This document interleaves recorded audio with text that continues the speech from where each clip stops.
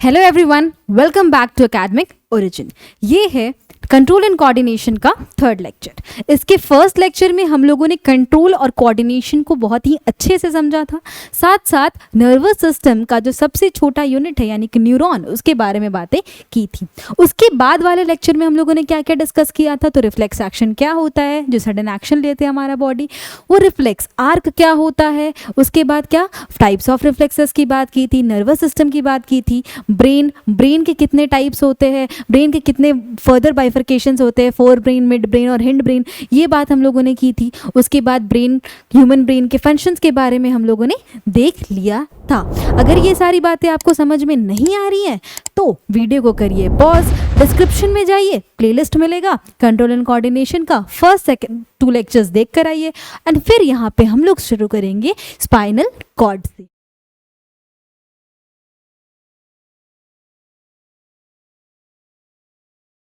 तो जब हम लोग नर्वस सिस्टम की बात कर रहे थे तो हम लोगों ने ये चीज़ देखा था कि नर्वस सिस्टम में ये होता है CNS, central nervous system. Central nervous system का एक हिस्सा था ब्रेन, जिसके बारे में डिटेल डिस्कशन हम लोगों ने प्रीवियस लेक्चर में कर लिया है। उसके बाद का क्या सेंट्रल नर्वस सिस्टम का दूसरा हिस्सा क्या था। तो सेंट्रल नर्वस सिस्टम का दूसरा हिस्सा था हमारा स्पाइनल कॉर्ड। स्पाइनल कॉर्ड क्या है, तो हम बार बार मैं जब मैं पढ़ा रही थी तो मैंने डिस्कस किया था कि जो रिफ्लेक्स एक्शन है उसको स्पाइनल कॉर्ड कंट्रोल करता है, स्पाइनल कॉर्ड कंट्रोल करता है। तो now what exactly is spinal cord. तो स्पाइनल कॉर्ड सबसे पहले क्या है, it is a long soft whitish and cylindrical in shape. लंबा सा होता है, तुम्हारा वाइटिश होता है और सिलेंड्रिकल होता है। किस तरीके का शेप का होता है, सिलेंड्रिकल शेप का होता है। किसकी मदद से बना हुआ होता है, तो सेवरल नर्व्स जो रन कर रहे होते हैं हमारे बॉडी में, उसकी मदद से ये बना हुआ होता है। कहाँ से कहाँ एक्सटेंड करता है, तो extends from medulla oblongata portion to the brain to the lumbar region. यानी कि हमारा जो मेड्यूला ओब्लोंगाटा होता है ना, हम लोगों ने ब्रेन के जब पार्ट्स पढ़ा था उसमें मेड्यूला ओब्लोंगाटा के बारे में पढ़ा था, जो कि ये वॉमिटिंग और सैलिवेशन ये सब को कंट्रोल करता था। तो वही मेड्यूला ओब्लोंगाटा के रीजन से लेकर के लंबर रीजन तक हमारा स्पाइनल कॉर्ड एक्सटेंड करता है। तो स्पाइनल कॉर्ड हमारा नर्व से बना हुआ है, तो उसे भी प्रोटेक्ट करना बहुत ज़्यादा ज़रूरी है। तो स्पाइनल कॉर्ड इनक्लोज्ड होता है एक बोनी केज से। किससे इनक्लोज होता है, एक बोनी केज से इनक्लोज होता है, जिसे हम लोग कहते हैं वर्टिब्रल कॉलम। क्या कहते हैं, तो वर्टिब्रल कॉलम बोलते हैं। वर्टिब्रल कॉलम में के साथ साथ स्पाइनल कॉर्ड के सराउंडेड होता है मेम्ब्रेन से, जिसे हम लोग क्या बोलते हैं, मेनिंजेस बोलते हैं। What do we call it, meninges. तो क्या था स्पाइनल कॉर्ड, एक सॉफ्ट लॉन्ग और वाइटिश सिलेंड्रिकल शेप का नर्व से बना हुआ एक बंडल होता है, जो कि हमारा मेड्यूला ओब्लोंगाटा से लंबर रीजन तक एक्सटेंड करता है। साथ साथ क्या होता है, एक बोनी केज से वो सराउंडेड होता है। किससे सराउंडेड होता है, बोनी केज से सराउंडेड होता है, जिसे हम लोग बोलते हैं वर्टिब्रल कॉलम। क्या बोलते हैं, वर्टिब्रल कॉलम। स्पाइनल कॉर्ड साथ साथ वर्टिब्रल कॉलम के साथ साथ वो एक मेम्ब्रेन से भी सराउंडेड होता है, जिसे नाम हम लोग देते हैं meninges. And 31 pairs of spinal nerves are present. हम लोगों ने बात की थी ना, वैसे नर्व्स जो स्पाइनल कॉर्ड के आसपास ओरिजिनेट करते हैं उसे हम लोग स्पाइनल नर्व्स बोलते हैं। और कितने नर्व्स हैं, तो there are 31 pairs of spinal nerves. I hope कि स्पाइनल कॉर्ड की बात आप लोगों को क्लियर हो गई होंगी। अब स्पाइनल कॉर्ड जब एग्जिस्ट करता है तो कुछ काम भी करता होगा, तो जैसे हम लोग क्या बोलते हैं, फंक्शंस बोलते हैं। तो स्पाइनल कॉर्ड के क्या फंक्शंस हैं, एक फंक्शंस तो हम लोग स्टार्टिंग ऑफ द चैप्टर से पढ़ते आ रहे हैं कि spinal cord is centre for all reflex action.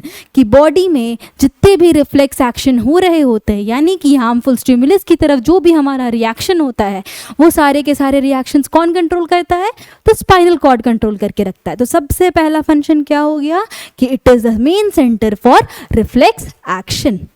Second क्या है, it is concerned with the conduction of nerve impulses to and from the brain. जैसे कि हमारा जब भी इंफॉर्मेशन बॉडी के डिफरेंट पार्ट से आ रहा है, वो स्पाइनल कॉर्ड के थ्रू होते होते कहाँ जा रहा है, ब्रेन के पास जा रहा है। अब ब्रेन के पास से जो भी इंफॉर्मेशन आ रहा है वो भी स्पाइनल कॉर्ड का रास्ता पार करके फिर हमारे बॉडी पार्ट्स तक जा रहा है। तो इसीलिए इसे कहा जाता है कि spinal cord is concerned with the conduction of nerve impulses to and from from the brain, brain से और ब्रेन तक इंफॉर्मेशन ले जाने के लिए का बीच का रास्ता कौन है?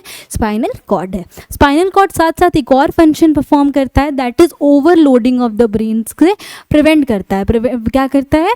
ब्रेन को ओवरलोडिंग से प्रिवेंट करता है। कैसे ओवरलोडिंग से प्रिवेंट करता है? जब भी वो रिफ्लेक्स एक्शन के केस में अपना एक्शन लेता है कि ये जो हाथ को पुल करना है, तो ये जब मैसेजेस पास करता है तो ये क्या कर रहा है? कहीं ना कहीं ब्रेन को ओवरलोडिंग से प्रिवेंट कर रहा है। तो ये थे स्पाइनल कॉर्ड के फंक्शंस। अगर आपको लिखना होगा तो आप लोग ये 3 फंक्शंस लिख देना। क्या क्या आएगा? तो स्पाइनल कॉर्ड मेन सेंटर है रिफ्लेक्स एक्शन का। सेकेंड है कि it is responsible for the conduction of nerve impulses to and from the brain. And third है it prevents the brain from overloading या फिर it protects the brain from overloading. ये 3 functions लिख देना, आपका बात बन जाएगा। लेट्स गो आगे। आगे हम लोग बात करेंगे केमिकल कोऑर्डिनेशन की। जैसे कि अभी तक हम लोग पढ़ रहे थे कि हमारा नर्वस सिस्टम के बारे में पढ़ रहे थे, और लेकिन स्टार्टिंग ऑफ द चैप्टर में मैंने ये बताया था कि जो एनिमल्स में होता है वो न्यूरो एंडोक्राइन सिस्टम की मदद से कंट्रोल एंड कोऑर्डिनेशन परफॉर्म होता है। किसकी मदद से परफॉर्म होता है? तो न्यूरो एंडोक्राइन सिस्टम की मदद से परफॉर्म होता है। उससे पहले आज अभी तक का जितना भी डिस्कशन हम लोगों ने किया था वो किसकी मदद से किया? वो हम लोगों ने किससे किया था? तो न्यूरो यानी कि नर्वस सिस्टम के बारे में हम लोगों ने डिस्कशन किया था। नर्वस सिस्टम के बारे में डिस्कस किया था। अभी हम लोग डिस्कशन शुरू करेंगे एंडोक्राइन सिस्टम के बारे में। तो ये एंडोक्राइन सिस्टम किस में मदद करता है? केमिकल कोऑर्डिनेशन में मदद करता है। अब आखिर इसकी ज़रूरत क्यों पड़ी? नर्वस सिस्टम क्या सफिशिएंट नहीं था हमारे बॉडी के फंक्शंस को परफॉर्म करने में? क्यों सफिशिएंट नहीं था? ऐसा क्या ज़रूरत आन पड़ा कि केमिकल कोऑर्डिनेशन की ज़रूरत पड़ गई? तो आज हम लोग बात करेंगे केमिकल कोऑर्डिनेशन की। तो nervous coordination in animals has certain limitations. देखो ये बता रहा है कि जो नर्वस सिस्टम क्या था? सर्टेन लिमिटेशंस था। क्या क्या लिमिटेशंस था? तो पहला लिमिटेशन क्या है? Nerve impulses can reach only those animal cells which are connected to the nervous tissue. Obvious सी बात है, जो भी हमारा एनिमल सेल्स नर्वस टिश्यू से कनेक्टेड होगा वहीं तक इंफॉर्मेशन पहुंचेंगे और कहीं तो पहुंच नहीं पाएगा। And such cells after generation and transmission of nervous impulse take some time to reset their mechanism before a new impulse is generated. पहला तो सारे के सारे एनिमल सेल्स हमारे नर्वस टिश्यू के कॉन्टैक्ट में नहीं होते और नर्वस टिश्यू इन्फॉर्मेशन सिर्फ उन्हीं तक पहुंचाएगा जो उसके कॉन्टैक्ट में होंगे। तो पहला लिमिटेशन आ गया। दूसरा लिमिटेशन क्या बोलता है कि कुछ जो सेल्स होते हैं वो क्या करते हैं? वो लोग इन्फॉर्मेशन जनरेशन कर दिए, उसके बाद उनको थोड़ा वक्त चाहिए होता है रीसेट करने के लिए, तो इसमें क्या हो जाता है? डिले हो जाता है। तो ये दोनों लिमिटेशंस की वजह से एक नया रीजन यानी कि मल्टी सेलुलर ऑर्गेनिज्म में एक अनदर मीन्स ऑफ कम्युनिकेशन की ज़रूरत पड़ी, और वो क्या है? Chemical communication. किस चीज़ की ज़रूरत पड़ी? केमिकल कम्युनिकेशन की। और ये केमिकल कम्युनिकेशन का रास्ता कहाँ से शुरू हुआ? तो ग्लैंड से शुरू हुआ। किससे शुरू हुआ? ग्लैंड से शुरू हुआ। सबसे पहले हम लोग जानेंगे कि ग्लैंड्स क्या होता है। ठीक है, तो a gland is a structure which secretes a specific substance in the body. A gland is made up of a group of cells और टिश्यू। ग्लैंड क्या करता है कि एक स्पेसिफिक सब्सटेंस को ही सेक्रीट करता है बॉडी में। बॉडी में क्या सेक्रीट करता है? ग्लैंड एक स्पेसिफिक सब्सटेंस को ही सेक्रीट करता है। ठीक है, स्पेसिफिक सब्सटेंसेस क्या क्या हो गए? जब हम लोग पढ़ रहे थे लाइफ प्रोसेस तो उसमें हम लोगों ने क्या बात की थी कि सैलिवरी ग्लैंड सलाइवा सेक्रीट करता है। फिर कुछ स्पेसिफिक सब्सटेंसेस और क्या हो गए? तो हॉर्मोन्स हो गए। तो ये सारी चीज़ें, ये जो स्पेसिफिक सब्सटेंसेस है वो कहाँ से रिलीज होते हैं? तो ग्लैंड्स की मदद से रिलीज होते हैं। ठीक है, ग्लैंड क्या है? ग्रुप ऑफ सेल्स और टिश्यूज। सेल्स और टिश्यूज मिलकर के एक ग्रुप बनाते हैं और वो लोग ग्लैंड्स की तरह एक्ट करते हैं एंड क्या रिलीज करते हैं? तो कुछ इंफॉर्मेशंस वगैरह रिलीज करते हैं, लाइक केमिकल हॉर्मोन्स हो गया, हॉर्मोन्स रिलीज करेंगे, सैलिवरी सलाइवा रिलीज करेंगे एंड और भी बहुत सारी चीज़ें रिलीज करेंगे। क्या क्या रिलीज करेंगे वो हम लोग आगे देखेंगे। There are 2 types of glands. हमारे बॉडी में कितने तरीके के ग्लैंड्स होते हैं? 2 तरीके के। एक होता है एक्सोक्राइन ग्लैंड्स और दूसरा होता है एंडोक्राइन ग्लैंड्स। क्या क्या होता है? Exocrine glands and endocrine glands. Exocrine gland क्या है? एक ऐसा gland which secretes its product into a duct. देखो हमारे बॉडी में जो ग्लैंड्स होते हैं वो इस बेसिस पे डिवाइडेड है कि कौन सा ग्लैंड अपना जो भी हार्मोन या फिर अपना जो भी केमिकल सब्सटेंसेस को रिलीज़ किया है वो एक डक्ट में रिलीज़ कर रहा है या फिर डायरेक्टली रिलीज़ कर रहा है। डक्ट से मेरा मतलब क्या है? एक पाइप टाइप का ट्यूब स्ट्रक्चर। ठीक है। तो वैसे ग्लैंड्स जो कि अपना प्रोडक्ट को एक डक्ट या फिर एक ट्यूब में रिलीज करते हैं उन्हें हम लोग क्या बोलते हैं, एक्सोक्राइन ग्लैंड बोलते हैं। क्या बोलते हैं, एक्सोक्राइन ग्लैंड बोलते हैं। जैसे कि एक example, the salivary gland secretes the saliva into a duct. Salivary gland क्या करता है, जब भी चाट फुचका खाने जाओगे, फुचके वाले भैया के पास खड़े हो, तब भी तुम्हारे मुंह में सलाइवा पानी आ रहा होता है। तो ये सलाइवा कहाँ से आता है, सैलिवरी ग्लैंड से आता है। सैलिवरी ग्लैंड अपने डक्ट में रिलीज करेगा एंड इसी डक्ट से वो ट्रैवल करके किसके पास आ जाएगा, माउथ के पास आ जाएगा। वैसे ग्लैंड्स को हम लोग क्या बोलते हैं, exocrine glands. And the exocrine glands are the glands having ducts, वैसे ग्लैंड जिनका खुद का डक्ट होता है। नेक्स्ट क्या है, एंडोक्राइन ग्लैंड्स। वैसे ग्लैंड जिनके पास डक्ट नहीं प्रेजेंट होता है, यानी कि वो जो पाइप टाइप का वो जो ट्यूब वाला स्ट्रक्चर है वो उनके पास प्रेजेंट नहीं होता है, और जो भी अपना प्रोडक्ट है उसको डायरेक्टली कहाँ सेक्रीट करते हैं, तो ब्लड स्ट्रीम में सेक्रीट करते हैं। कहाँ सेक्रीट करते हैं, ब्लड स्ट्रीम में सेक्रीट करते हैं। इसीलिए इन्हें क्या कहा जाता है, एंडोक्राइन ग्लैंड्स कहा जाता है। क्या कहा जाता है इन्हें, एंडोक्राइन ग्लैंड्स कहा जाता है। Thus endocrine glands are the ductless glands and endocrine gland secretes a chemical substances called hormones। तो endocrine glands का दूसरा नाम क्या हो गया, ductless glands। ये लोग कैसे chemical substances रिलीज करते हैं, hormones रिलीज करते हैं। क्या रिलीज करते हैं ये लोग, hormones रिलीज करते हैं। समझ में आया, ग्लैंड्स क्या था, वैसे बॉडी ऑर्गन्स जो कि हमारा स्पेसिफिक सब्सटेंसेस रिलीज करते हैं, जैसे हॉर्मोन्स हो गया, सलाइवा हो गया, ये सब हो गया। There are two types of gland, endo and exo. वैसे सब्सटेंसेस, वैसे ग्लैंड्स जो कि अपना प्रोडक्ट को डायरेक्टली कहाँ रिलीज करेंगे, ब्लड में रिलीज करेंगे, वो एंडोक्राइन ग्लैंड्स हो गए। एंड एक्सोक्राइन ग्लैंड्स क्या हो गए, वैसे जो कि अपना डक्ट में रिलीज करेंगे, उनको हम लोग क्या बोलेंगे, एक्सोक्राइन ग्लैंड्स बोलेंगे। लेकिन कुछ सब्सटेंसेस होते हैं, कुछ ग्लैंड्स होते हैं जो कि दोनों एंडो और एक्सोक्राइन ग्लैंड्स दोनों की तरह बिहेव करते हैं। एंड वो कभी कभी एंडोक्राइन ग्लैंड्स की तरह बिहेव करेंगे एंड कभी कभी एक्सोक्राइन ग्लैंड्स की तरह बिहेव करेंगे। इसके क्या क्या एग्जाम्पल है, पैनक्रियाज, टेस्टिस एंड ओवरी। क्या क्या एग्जाम्पल है, pancreas, testis and ovary. Example क्या है, पैनक्रियाज एंडोक्राइन ग्लैंड की तरह कब एक्ट करता है, तो पैनक्रियाज हमारा एंडोक्राइन ग्लैंड की तरह एक्ट करता है जब वो हॉर्मोन्स रिलीज करेगा, जैसे कि इंसुलिन।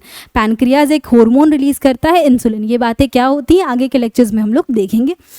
पैनक्रियाज एंडोक्राइन ग्लैंड की तरह तब एक्ट करेगा जब वो एक हार्मोन रिलीज करता है जिसको हम लोग इंसुलिन कहते हैं, वो डायरेक्टली ब्लड में रिलीज कर देता है। लेकिन वही वो एक्सोक्राइन ग्लैंड की तरह भी एक्ट करता है। याद करो, जब लाइफ प्रोसेस पढ़ाया था तो उसमें पढ़ाया था ना कि पैनक्रियाज रिलीज पैनक्रियाटिक जूस जो कि फर्दर डाइजेशन में हेल्प करता है। तो पैनक्रियाटिक जूस वो डक्ट में रिलीज करता है एंड उस टाइम पे हमारा जो पैनक्रियाज है वो एक्सोक्राइन की तरह बिहेव करेगा। तो पैनक्रियाज तो बिहेव किया एंडोक्राइन और एक्सोक्राइन दोनों की तरह। एंडोक्राइन की तरह कब बिहेव करेगा, जब वो इंसुलिन रिलीज करेगा। एंड एक्सोक्राइन की तरह कब बिहेव करेगा, जब भी वो क्या रिलीज करेगा, पैनक्रियाटिक जूस रिलीज करेगा। आई होप कि ये बातें आपको क्लियर हो गई होंगी।